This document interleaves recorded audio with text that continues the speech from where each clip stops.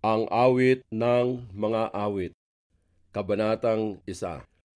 Ang awit ng mga awit na kay Salomon, hagkan niya ako ng mga halik ng kaniyang bibig, sapagkat ang iyong pagsinta ay maigi kaysa alak.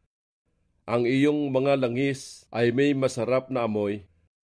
Ang iyong pangalan ay gaya ng langis na ibinuhos, kaya't sinisinta ka ng mga dalaga. Batakin mo ako, tatakbo kaming kasunod mo. Ipinasok ako ng hari sa kaniyang mga silid. Kami ay matutuwa at magagalak sa iyo. Aming babanggitin ang iyong pagsinta ng higit kaysa alak. Matuwid ang pagsinta nila sa iyo. Ako'y maitim, ngunit kahali-halina, o kayong mga anak na babae ng Jerusalem, gaya ng mga tolda sa Cedar, gaya ng mga tabing ni Salomon. Huwag ninyo akong masdan dahil sa ako'y kayumanggi, sapagkat sinunog ako ng araw. Ang mga anak ng aking ina ay nagalit laban sa akin. Kanilang ginawa akong tagapag-ingat ng mga ubasan, ngunit ang sarili kong ubasan ay hindi ko iningatan. Saysayin mo sa akin, ikaw na sinisinta ng aking kaluluwa, kung saan mo pinapastulan ang iyong kawan, kung saan mo pinagpapahinga sa katanghaliang tapat, sapagkat bakit ako'y magiging gaya ng nalalambungan sa siping ng mga kawan ng iyong mga kasama? Kung hindi mo nalalaman, o ikaw na pinakamaganda sa mga babae, yumaon kang sumunod sa mga bakas ng kawan, at pastulan mo ang iyong mga anak ng kambing sa siping ng mga tolda ng mga pastor.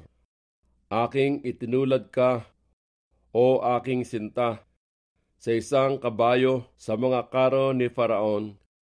Pinagaganda ang iyong mga pisngi na mga terentas ng buhok, ang iyong lieg ng mga kwintas na hiyas.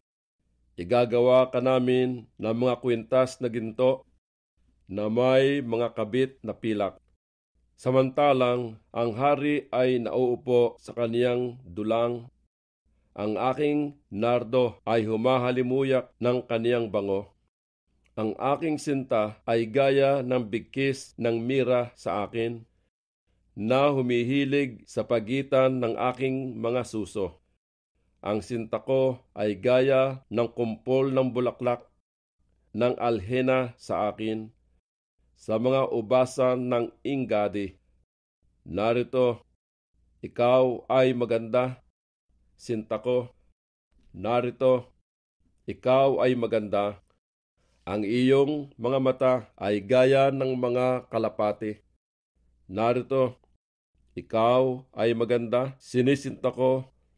Oo, maligaya. Ang ating higa naman ay lungtian. Ang mga kilo ng ating bahay ay mga sidro, at ang kaniyang mga bubong ay mga sipres. Ang awit ng mga awit, Kabanatang 2. Ako'y rosa ng Saron, lila ng mga libis.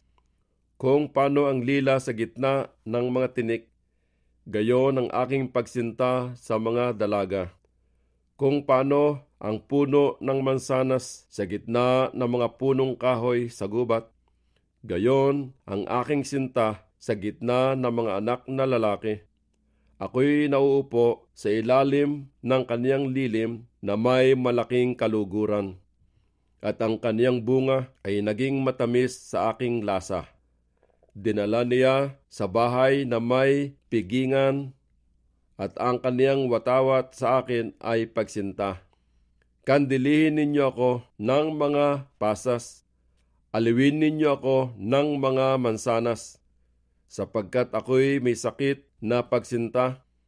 Ang kaniyang kaliwang kamay ay nasa ilalim ng aking ulo, at ang kaniyang kanang kamay ay yumayakap sa akin. Pinagbibilinan ko kayo, O mga anak na babae ng Jerusalem, alang-alang sa mga usang lalaki at babae sa parang, na huwag ninyong pukawin o gisingin man ang aking pagsinta, hanggang sa ibigin niya.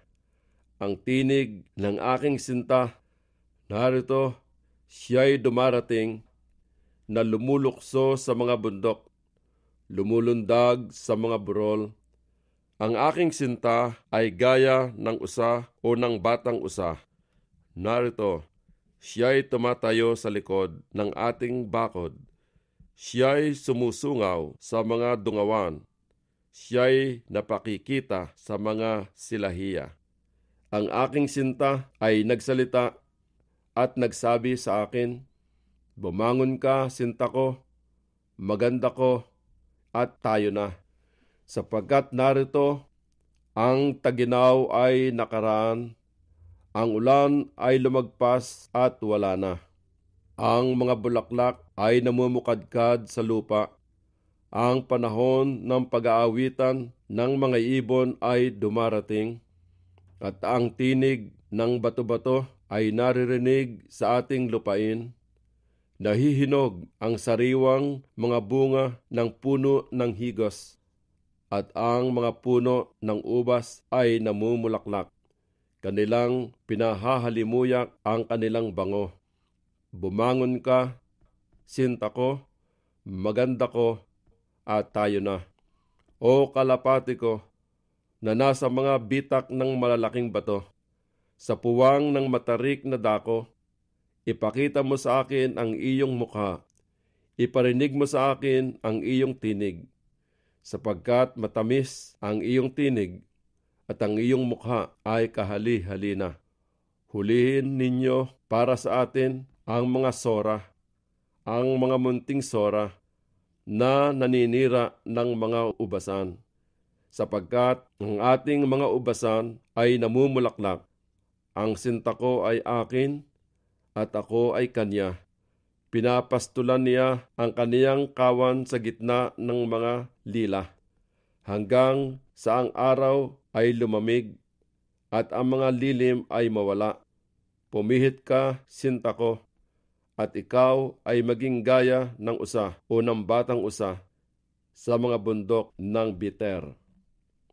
Ang awit ng mga awit, Kabanatang 3. Sa kinagabihan sa aking higaan ay hinahanap ko siya na sinisinta ng aking kaluluwa. Aking hinahanap siya, ngunit hindi ko siya nasumpungan. Aking sinabi, ako'y babangon at liligid sa bayan, sa mga lansangan at sa mga maluwang na daan. Aking hahanapin siya na sinisinta ng aking kaluluwa. Aking hinanap siya, ngunit hindi ko siya nasumpungan. Ang mga bantay na nagsisilibot sa bayan ay nasumpungan ako, na siya kong pinagsabihan, na nakita baga ninyo siya na sinisinta ng aking kaluluwa. Kaunti lamang ang inilagpas ko sa kanila, nang masumpungan ko siya na sinisinta ng aking kaluluwa. Pinigilan ko siya at hindi ko binayaang umalis, hanggang sa siya'y aking nadala sa bahay ng aking ina at sa silid niya na naglihi sa akin. Pinagbibilinan ko kayo, o mga anak na babae ng Jerusalem, alang-alang sa mga usang lalaki at babae sa parang, na huwag ninyong pukawin o gisingin man ang aking sinta, hanggang sa ibigin niya. Sino itong umaahong mula sa ilang, na gaya ng mga haliging usok, na napapabanguhan ng mira at ng kamangyan, ng lahat na blankete ng mga ngalakal? Narito, ito ang arag-arag ni Salomon. 60 makapangyarihang lalaki ay nangasa palibot nito, sa mga makapangyarihang lalaki ng Israel. Silang lahat ay nagsisihawak ng tabak at bihasa sa pakikidigma. Bawat isa'y may tabak sa kaniyang pigi, dahil sa takot kong gabi. Ang Haring Salomon ay gumawa para sa kanya ng palangkin na kahoy sa Libano. Ginawa niya ang mga haligi niyaon na pilak, ang pinakailalim niyaon ay ginto, at ang upuan ay kulay ube. Ang gitna niyaon ay nalalatagan ng pagsinta na mula sa mga anak na babae ng Jerusalem. Magsilabas kayo, o kayong mga anak na babae ng Sion, at inyong masdan ang Haring Salomon, na may putong na ipinutong sa kanya ng kaniyang ina, sa kaarawan ng kaniyang pag-aasawa, at sa kaarawan ng kasayahan ng kaniyang puso. Ang awit ng mga awit, Kabanatang 4. Narito, ikaw ay maganda, sinta ko. Narito, ikaw ay maganda.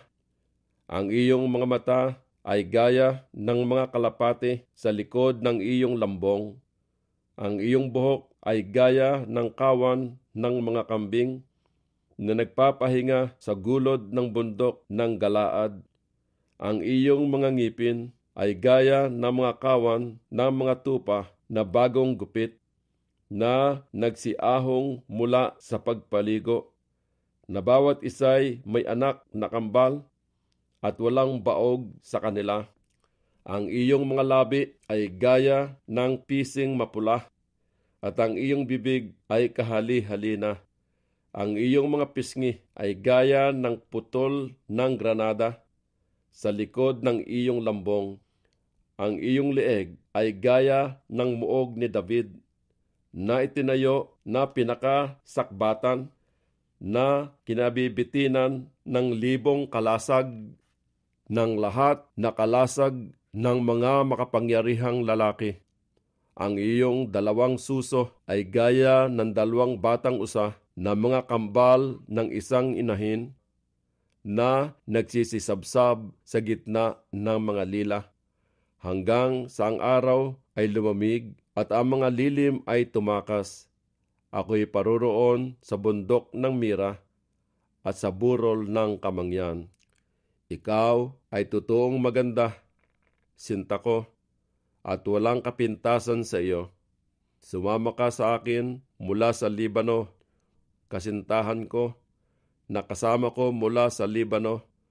Tumanaw ka mula sa taluktok ng Amana, mula sa taluktok ng Sinir at ng Hermon, mula sa mga yungib ng mga leon, mula sa mga bundok ng mga leopardo.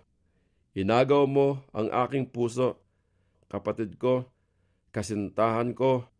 Iyong inagaw ang aking puso ng isang sulyap ng iyong mga mata, ng isang kuwintas ng iyong leeg.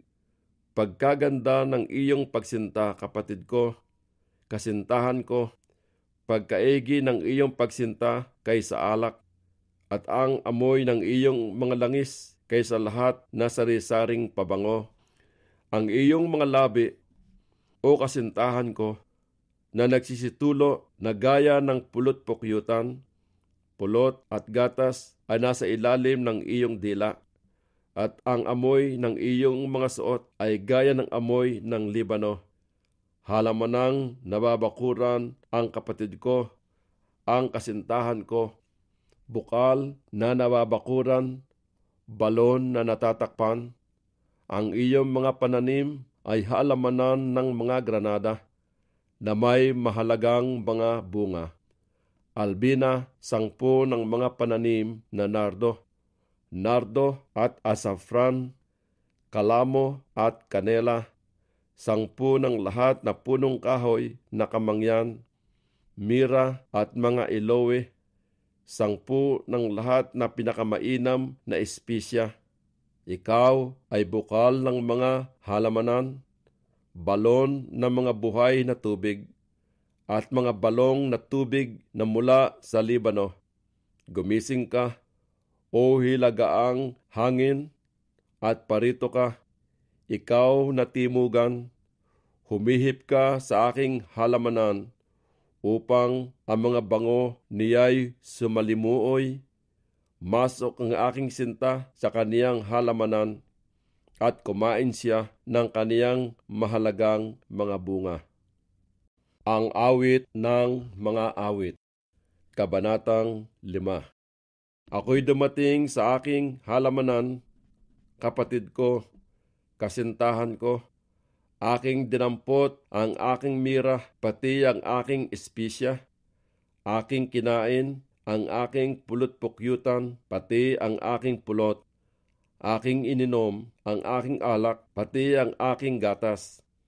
Magsikain kayo, o mga kaibigan, magsiinom kayo, oo, magsiinom kayo ng sagana, o sinisinta. Ako'y nakatulog, ngunit ang aking puso ay gising. Ang tinig ng aking sinta ang siyang tumutuktok na kaniyang sinasabi, pagbuksan mo ako, kapatid ko, sinta ko, kalapati ko, sakdal ko, sapagkat ang aking ulo ay basa ng hamog. Ang aking mga kulot na buhok ay ng mga patak ng gabi. Aking hinubad ang aking suot, paanong aking isusuot? Aking hinugasan ang aking mga paa, paanong sila'y aking dudumhan? Isinuot ng aking sinta ang kaniyang kamay sa butas ng pintuan, at nakilos ang aking puso sa kanya. Ako'y bumangon upang pagbuksan ang aking sinta, at ang aking mga kamay ay tutulo ng mira, at ang aking mga daliri ng malabnaw na mira. Sa mga tatangnan ng trangka, aking pinagbuksan ang aking sinta, ngunit ang aking sinta ay umurong at nakaalis. Napanglupaypay na ako ng aking kaluluwa nang siya'y magsalita. Aking hinanap siya, ngunit hindi ko nasumpungan siya. Aking tinawag siya, ngunit hindi siya sumagot sa akin. Nasumpungan ako ng mga bantay na nagsisilibot sa bayan. Sinaktan nila ako, sinugatan nila ako. Inalis sa akin ng aking balabal na mga tanod ng mga kuta. Pinagbibilinan ko kayo, o mga anak na babae ng Jerusalem, kung inyong masumpungan ang aking sinta, na inyong saysayin sa kanya, na ako'y may sakit na pagsinta. Ano ang iyong sinta na higit kaysa ibang sinta? O ikaw na pinakamaganda sa mga babae? Ano ang iyong sinta na higit kaysa ibang sinta na iyong ibinibilin sa amin ng ganyan? Ang aking sinisinta ay maputi at mapula-pula, na pinakamainam sa 10,000. Ang kaniyang ulo ay gaya ng pinakamainam na ginto. Ang kaniyang kulot na buhok ay malago at maitim na gaya ng uwak. Ang kaniyang mga mata ay gaya ng mga kalapati sa siping na mga batis ng tubig, na hinugasan ng gatas at bagay ang pagkalagay. Ang kaniyang mga pisngi ay gaya ng pitak ng mga espesya, gaya ng mga bunton ng mga mainam na gulay. Ang kaniyang mga labi ay gaya ng mga lila na tumutulo ng malabnaw na mira. Ang kaniyang mga kamay ay gaya ng mga singsing na ginto na may lakip na berilo. Ang kaniyang katawan ay gaya ng yaring garing na binalot ng mga safiro. Ang kaniyang mga hita ay gaya ng haliging marmol na nalalapag sa mga tungtungan na dalisay na ginto. Ang kaniyang anyo ay gaya ng Libano na marilag na gaya ng mga sidro. Ang kaniyang bibig ay pinakamatamis. Oo, siya'y totoong kaibig-ibig. Ito'y aking sinta at ito'y aking kaibigan. Oo, mga anak na babae ng Jerusalem. Ang awit ng mga awit, Kabanatang 6. Saan naparoon ang iyong sinisinta, o ikaw na pinakamaganda sa mga babae? Saan tumungo ang iyong sinisinta, upang siya'y aming mahanap na kasama mo. Ang sinisinta ko'y buwaba sa kaniyang halamanan sa mga pitak na mga espesya upang mag-aliw sa mga halamanan at upang mamitas ng mga lila.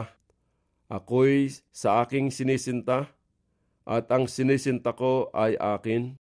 Pinapastulan niya ang kaniyang kawan sa gitna ng mga lila.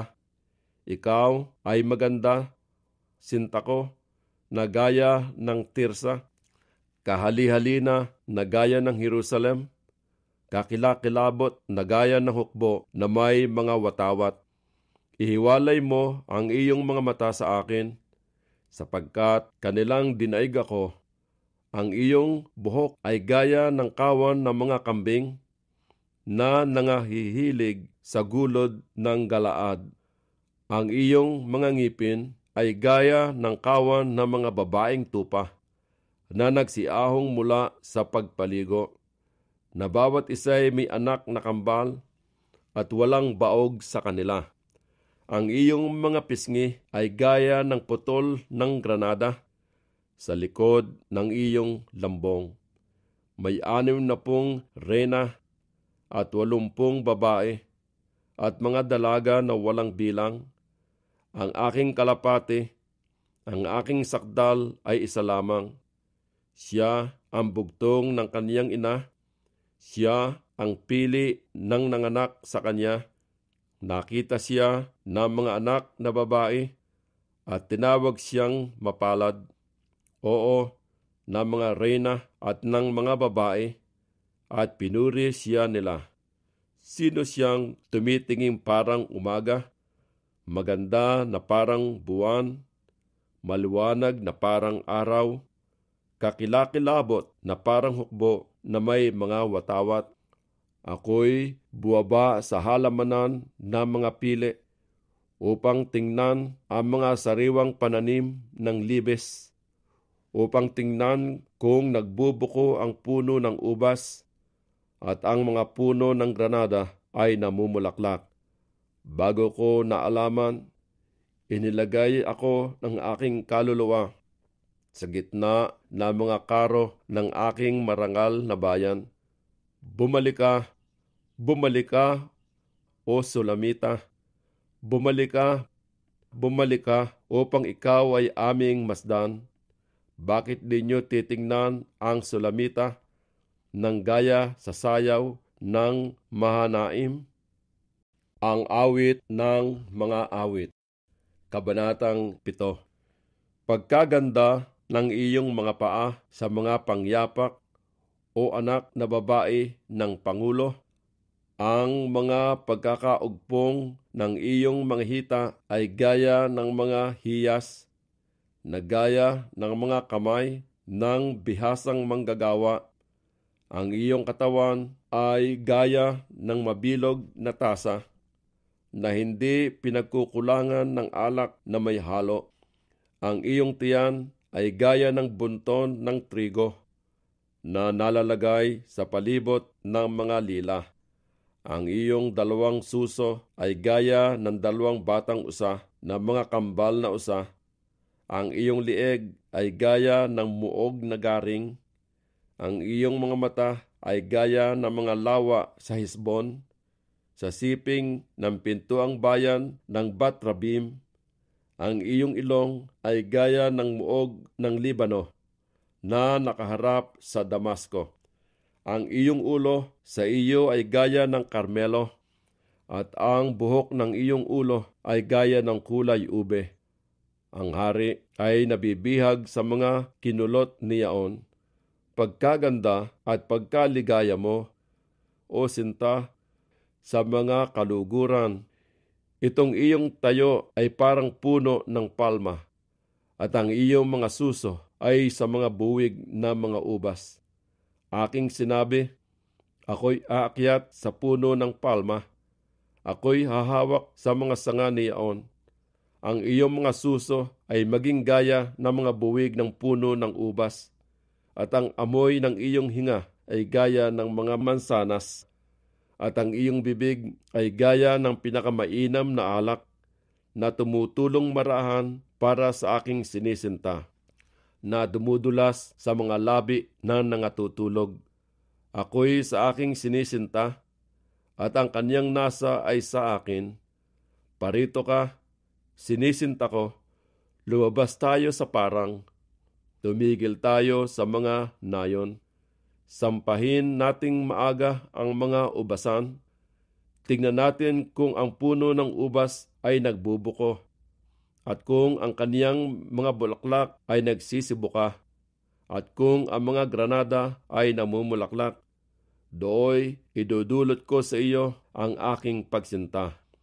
Ang mga mandragora ay nagpapahalimuyak ng bango, at nasa ating mga pintuan ang lahat na sari-saring mahalagang bunga, bago at luma, na aking inilapag para sa iyo, o sinisinta ko. Ang awit ng mga awit, Kabanatang 8. O ikaw sana'y naging aking kapatid, na humitit na mga suso ng aking ina. Pagka nasumpungan kita sa labas, hahagkan kita, oo, at walang hahamak sa akin. Aking papatnubayan ka, at dadalhin kita sa bahay ng aking ina, na magtuturo sa akin. Aking painumin ka ng hinaluang alak, ng katas ng aking granada. Ang kaniyang kaliwang kamay ay malalagay sa ilalim ng aking ulo, at ang kaniyang kanang kamay ay yayakap sa akin. Pinagbibilinan ko kayo, o mga anak na babae ng Jerusalem, na huwag ninyong pukawin o gisingin man ang sinta ko, hanggang sa ibigin niya. Sino itong umaahong mula sa ilang, na humihilig sa kaniyang sinisinta? Sa ilalim ng punong mansanas ay ginising kita. Doon nagdamdam sa iyo ang iyong ina. Doon nagdamdam yaong nanganak sa iyo. Ilagay mo akong pinakatatak sa iyong puso, pinakatatak sa iyong bisig, sapagkat ang pagsinta ay malakas na parang kamatayan. Panibugho ay mabagsik na parang Siol.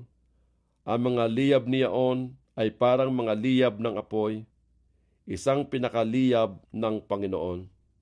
Ang maraming tubig ay hindi makapapatay sa pagsinta, ni mapapaurong man ng mga baha. Kung ibigay ng lalaki ang lahat na laman ng kanyang bahay dahil sa pagsinta, siya'y lubos na kukutyain.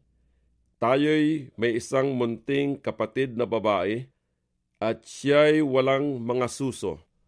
Ano ang ating gagawin sa ating kapatid na babae sa araw na siya'y ipakikiusap? Kung siya'y maging isang kuta, pagtatayuan natin siya ng muog na pilak, at kung siya'y maging isang pintuan, ating tatakpan ng mga tablang sidro. Ako'y isang kuta, at ang aking mga suso ay parang mga muog niyaon. Ako nga'y naging sa harap ng kaniyang mga mata ay parang nakakasumpong ng kapayapaan. Si Salomon ay may ubasan sa Baal Hamon. Kaniyang pinaupahan ang ubasan sa mga tagapamahala. Bawat isa'y nagdadala dahil sa bunga niyaon ng 1,000 putol na pilak. Ang aking ubasan sa akin ay nasa harap ko. Ikaw, o Salomon, ay magkaroon ng 1,000, at ang nangag-iingat ng bunga niyaon ay 200. Ikaw na tumatahan sa mga halamanan, ang mga kasama ay nangakikinig ng iyong tinig. Iparinig mo sa akin. Ikaw ay magmadali, sinisinta ko, at ikaw ay maging parang usa o batang usa sa mga bundok ng mga espesya.